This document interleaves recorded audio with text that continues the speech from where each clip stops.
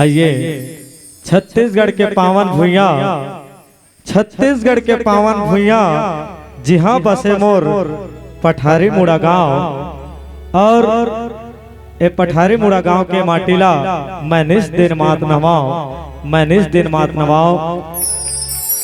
प्रभु श्री रामचंद्र जी के दरबार में सबो श्रद्धालु भक्तमन विराजमान हवा। छत्तीसगढ़ के बेटी कौशल्या हरे, ओकर बेटा राम हरे, और वीर पुरुष ला जन्म देवैया वो माता कौशल्या ला मोर प्रणाम हवे, माता कौशल्या ला मोर प्रणाम हवे। आप सबो श्रद्धालु भक्त मन ला एवं हमार साउंड वाले भैया मन ला और हमार कैमरा वाले भैया मन ला रागनी मानस मंडली ग्राम ओड़ेकेरा जिला शक्ति के डहार ले सादा प्रणाम जय जोहार जात हवे। प्रणाम स्वीकार करिहा।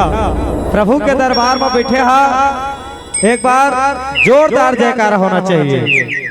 और कहते हैं क्या भक्तों, वो खेत खेत ही क्या जिसमें धान की बाली ना हो, वो खेत खेत ही क्या जिसमें धान की बाली ना हो, और वो महफिल महफिल ही क्या जिसमें प्रभु राम के नाम में ताली ना हो, ताली ना हो, ताली ना हो। बोल लखन सिया रामचंद्र की, पवन सुत हनुमान की, जय जय श्री राम, जय जय श्री राम। बहुत बहुत धन्यवाद।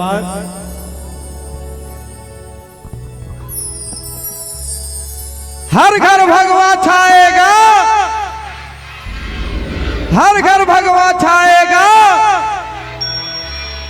एक ही नारा एक ही नाम, एक ही नारा एक ही नाम। बहुत सुंदर राम भक्त बैठे हा।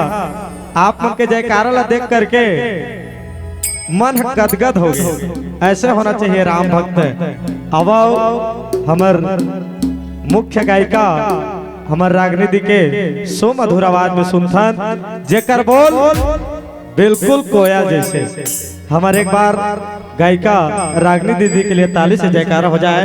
बोल लखन सिया रामचंद्र की जय। क्या बात है, आप मन के अति सुंदर माया दुलार ला देख के मत कैसे कहाँ को लागत है। अति सुंदर माया दुलार, आप मन के चेहरा में मुस्कान पहली बार देखा था। एक बार एक गांव के लिए जोरदार मीठी मीठी ताली से जोरदार जयकारा हो जाए। बोले भरत में रामचंद्र की जय जय। ताइए सर्वप्रथम हिंदी भजन प्रस्तुत करते हैं।